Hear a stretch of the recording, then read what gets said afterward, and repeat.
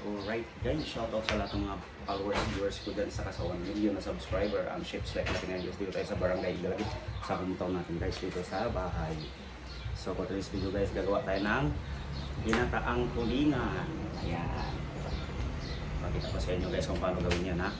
Ngayon, na-ready ko na yung ating mga ingredients. Let's go! Ayan ang kamyas guys, so kita nyo yan. Ayan o, hindi na ako kumuha ng kamyas. So yan lang, parang luluto tayo guys. Ito yung ating tulingan. Ayan. Yung gata, ang gata, yung kangkong, yung ating ingredients, saka yung talong. Ayan, daming flies. Ito yung tamang dirty kitchen guys, talagang dirty. Yo, so ito, dito tayo magluluto. Yan ha. Yan. So ngayon, igigisa natin yung ating mga ingredients. So